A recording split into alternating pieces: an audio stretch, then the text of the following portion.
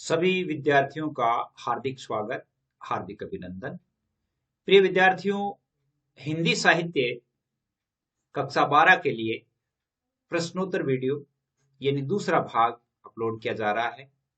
प्रथम भाग हमने जो जारी किया और वो प्रथम भाग था आपके अंतराल से संबंधित, और यह जो आपके है अंतराल आपकी जो किताब है, और अंतराल किताब में आपके एक पाठ है सूरदास की झोपड़ी। उस पाठ में से ये पहला भाग है, यानी इसके भी लगभग 2 वीडियो जारी किए जाएंगे सूरदास की झोपड़ी के, जिसमें मुख्य मुख्य प्रश्न होंगे। आज प्रथम भाग है वो जारी किया जा रहा है।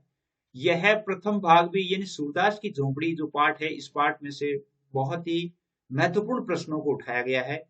हिंदी व्याख्याता और वरिष्ठ अध्यापक हिंदी के लिए भी बहुत अधिक उपयोगी है। 12th बोर्ड के लिए यदि आप प्रत्येक प्रश्न का उत्तर देना चाहते हैं, कि आप ये चाहते हैं कि मेरा एक भी प्रश्न गलत ना हो, यानी हम चाहते हैं कि जैसे एक विद्यार्थी 100 में से 100 अंक प्राप्त करना चाहता है, तो उसे 100 में से 100 पढ़ना पड़ता है। तो इसलिए आपको प्रत्येक टॉपिक का अध्ययन करना चाहिए, प्रत्येक पाठ का, प्रत्येक लाइन का अध्ययन करना चाहिए, ताकि आपके अंक है वो अच्छे आए। अच्छे अंकों की प्राप्ति के लिए अच्छा ही पढ़ना पड़ता है। तो सूरदास की झोपड़ी में भाग प्रथम में जो मुख्य मुख्य प्रश्न बनते हैं, उन प्रश्नों के उत्तर हैं। 2 वीडियो में ये पाठ कंप्लीट हो जाएगा, फिर उसमें से आपके कोई भी प्रश्न शेष नहीं रहेगा, प्रत्येक प्रश्न का उत्तर आप दे पाएंगे। और ये हिंदी साहित्य का दूसरा भाग है। पहला भाग कल हमने जारी किया जो अंतरा से संबंधित था, और आज अब ये दूसरा भाग जो आपके हिंदी साहित्य का सूरदास की झोपड़ी से है। आपके लिए व्हाट्सएप ग्रुप्स बनाए गए हैं, व्हाट्सएप ग्रुप्स में भी आप ऐड हो सकते हैं, उनके लिए भी अलग से नंबर दिए हुए हैं, तो मैं आपको बता दूंगा। देखिए प्रश्नों की तरफ चलते हैं। पहला प्रश्न देखिए, पहला प्रश्न है कि प्रेमचंद द्वारा रचित सूरदास की झोपड़ी किस उपन्यास का एक अंग है? तो उस उपन्यास का नाम है रंगभूमि। कौन सा नाम है? रंगभूमि। यह पाठ जो है सूरदास की झोपड़ी, ये रंगभूमि में से लिया गया है। सूरदास की झोपड़ी रचना का मुख्य पात्र कौन है? मुख्य पात्र आपको पता ही है, सूरदास है। मुख्य पात्र कौन है? सूरदास है। जैसे मैं अभी आपको बता रहा था कि व्हाट्सएप ग्रुप के लिए तो 9610208295 ये नंबर हैं आपके अपने व्हाट्सएप के, जिसमें आप ऐड हो सकते हैं। ये व्हाट्सएप ग्रुप है और इसमें बॉयज एंड गर्ल्स के लिए अलग अलग है। तो आप अपना नाम अवश्य लिखें, नाम के साथ साथ अपना सब्जेक्ट लिखें। जब तक आप सब्जेक्ट नहीं लिखेंगे तब तक मुझे पता नहीं चलेगा कि आपका क्या सब्जेक्ट है। जैसे मान लो हिंदी, पॉलिटिकल, ज्योग्राफी, आपके कौन कौन से सब्जेक्ट जो आपको पढ़ने हैं, उन सब्जेक्ट्स को आप लिखा करें, अपना नाम लिखें और आपके गांव का नाम लिखें, आपके जिले का नाम लिखें, ताकि अच्छी तरह से, क्योंकि एक विद्यार्थी होता है तो विद्यार्थी के लिए सबसे पहली बात है कि अपने गुरु से संपर्क करना होता है। तो उसके लिए यानी एकदम निश्चल भाव से होना चाहिए, यानी प्रत्येक जो है चीज आपको छुपानी नहीं है, छुपाने की कोई बात ही नहीं है। तो आगे चलते हैं प्रश्नों में। अगला प्रश्न देखिए, सूरदास की झोपड़ी जल जाने के बाद सबसे दुख किस बात से हुआ? सूरदास को झोपड़ी जल जाने के बाद सबसे बड़ा दुख किस चीज से हुआ या किससे हुआ? और वो था रुपयों की थैली नहीं मिलने का। रुपयों की थैली नहीं मिलने का, या रुपए जल जाने का, यानी उसके मन में यह था कि रुपयों की थैली नहीं मिल रही, इसका मतलब रुपए जल गए हैं। एक उसी में से एक लाइन है कि चूल्हा ठंडा किया होता तो दुश्मनों का कलेजा कैसे ठंडा होता। यह कथन किसका है? ये किसने कहा? और ये कहा था आपके नायक राम ने। किसने कहा था?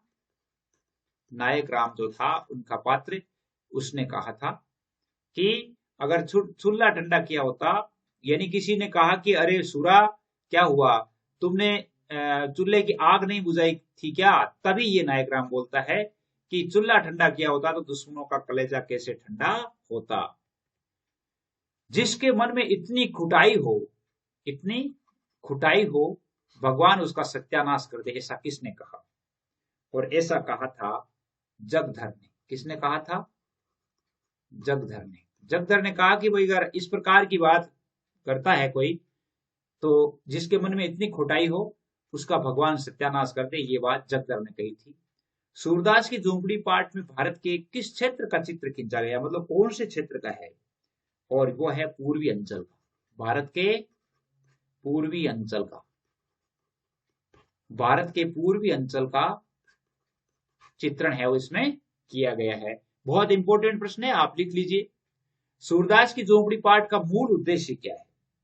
सूरदास की झोंपड़ी पाठ का मूल उद्देश्य क्या है? बहुत इंपॉर्टेंट प्रश्न है। और इसका मूल उद्देश्य है दलित शोषित जनों की व्यथा अंकित करना। दलित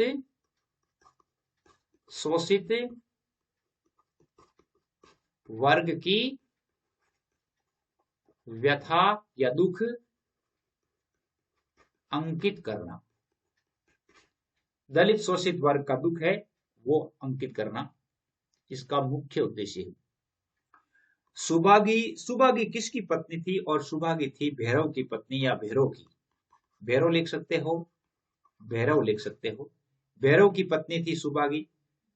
अब थोड़ा सा आपको बता दूं कि जैसे ये भैरव जो है वो अपनी पत्नी को पीटता था, जिससे एक दिन ज्यादा पीटने पर सुभागी है वो सूरदास की झोपड़ी में जाकर के शरण ले लेती है, जिससे भैरव अत्यधिक नाराज हो जाता है और अपनी पत्नी के चरित्र पर संदेह करने लगता है। तब वह क्या है कि उसी दिन से जब वो उसे मारने पीटने पर उतारू होता है तो सूरदास उसे मारने पीटने नहीं देता। तब से क्या है कि ये सूरदास पर आंख कर लेता है और फिर क्या करता है कि उसकी झोंपड़ी जला देता है। झोंपड़ी जला करके और वो क्या करता है, यानी उसके जो झोंपड़ी में एक जगह जो उसकी पैसों की थैली रखी हुई थी, रुपयों की थैली रखी हुई थी, उस रुपयों की थैली को उठा करके ले आता है और झोंपड़ी जला देता है अपना बदला पूरा करने के लिए। और ये सुभागी जो है वास्तव में एक नेक महिला थी। जली हुई झोंपड़ी की राख को टटोलने पर सूरदास को क्या हाथ लगा? यानी जब वो जली हुई राख टटोल रहा था तो उसे हाथ क्या लगा था? यानी एक बार एक जगह हाथ लगा, उसने सोचा कि हाँ वो रुपयों की थैली है, रुपए पिघल करके और पत्थर की तरह हो गए होंगे, लेकिन वो क्या था? ईंट का टुकड़ा था। क्या था? ईंट का टुकड़ा था। सूरदास के पुत्र का नाम क्या था? सूरदास के पुत्र का नाम मिठुआ था। क्या नाम था? मिठुआ था। अगला प्रश्न बनता है कि मेरी तो सलाह है कि रुपए उसे लौटा दो, यह है किसने कहा? और ये कहा था जगधर ने। किसने कहा था? जगधर ने भैरव से। किससे कहा था? जगधर ने भैरव से। यानी जब ये बात, जब उसके पैसे मिल नहीं रहे थे तो जगधर को सीधा सीधा डाउट हो गया था किस पे? भैरव पे। और वो सीधा भैरव के पास गया और कहा कि सभी लोग तुम्हारी बात कर रहे हैं। तब उसने रुपयों की उसे थैली दिखाई और कहा कि देखो मैं ये वहां से लाया हूं। तब उसने कहा कि मेरी सलाह तो ये है कि उसे रुपए लौटा दो, ये गरीब व्यक्ति है और गरीब का की हाय है वो बहुत ज्यादा खराब होती है, आदमी का सत्यानाश हो जाता है। तब उसने कहा कि इसको गरीब किसने कहा? इसको इन पैसों की गर्मी थी, इसलिए इस गर्मी को तुड़ाने के लिए ही मैंने ये काम किया है। सूरदास की झोंपड़ी में से प्राप्त पोटली में कितने रुपए थे? और वो रुपए थे 500 से अधिक। कितने थे? 500 से कुछ चिल्लर अधिक थी। तो इसमें आपको इतना ही लिखना है कि 500 से अधिक थे।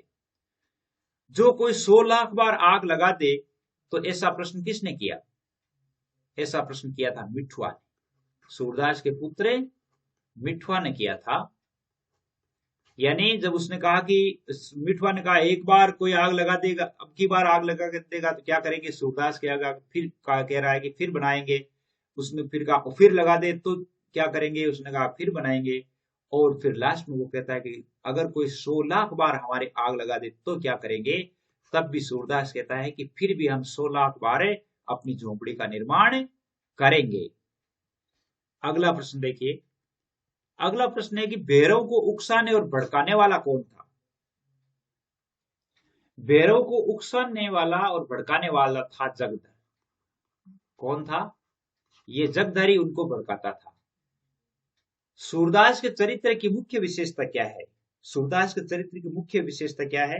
मुख्य विशेषता यह है कि झोंपड़ी जल जाने के बावजूद भी सूरदास प्रतिशोध लेने में विश्वास नहीं करता, बल्कि पुनर्निर्माण में विश्वास करता है। यानी मुख्य विशेषता है प्रतिशोध प्रतिशोध की भावना न होकर निर्माण में विश्वास करने वाला, निर्माण में विश्वास करने वाला, उसके चरित्र की ये विशेषता है। अगला प्रश्न है कि सूरदास की झोपड़ी में आग किस समय लगी थी, कितने बजे लगी थी? और वो लगी थी रात को 2 बजे। कितने बजे? रात को 2 बजे। रात को 2 बजे आग लगी थी। अगला प्रश्न है कि सूरदास अपने पास जमा रुपए से क्या काम करना चाहता था? क्या काम करना चाहता था? एक तो पितरों को पिंड दान देना और बिठुआ का विवाह करने के लिए सोच रहा था। पितरों को पिंड दान देना और मिठुआ का विवाह करना चाहता था। मिठुआ का विवाह करना चाहता था।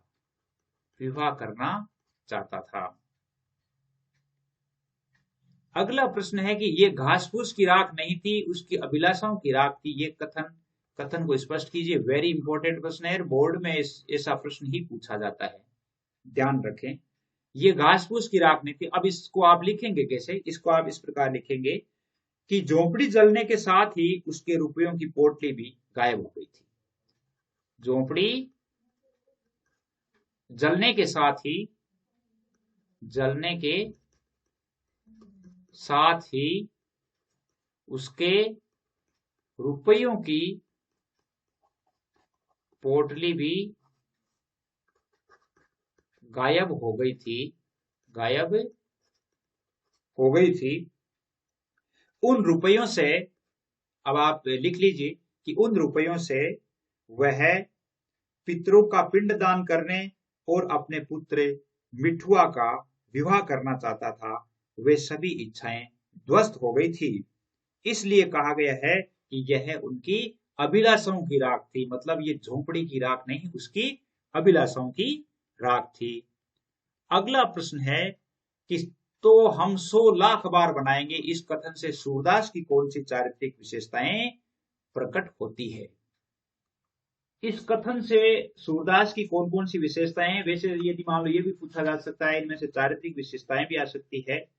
तो पहली विशेषता है इसमें कि सूरदास ईर्ष्यालु नहीं, सद्भावी था। पहली बात है कि वह सद्भावी व्यक्ति था। दूसरी क्या विशेषता हो सकती है?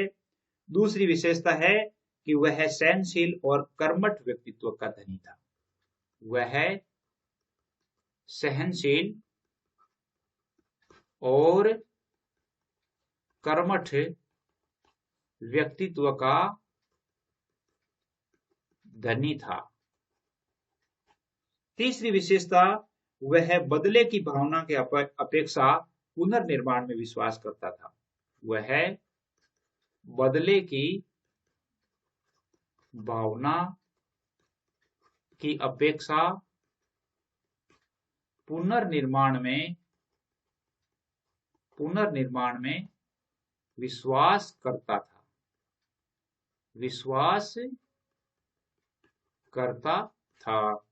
ये प्रश्न है, उम्मीद करता हूं कि आपको आपकी जो परीक्षा है, आपकी जो तैयारी है, उसको उज्जवल करने में जरूर सहायता करेंगे।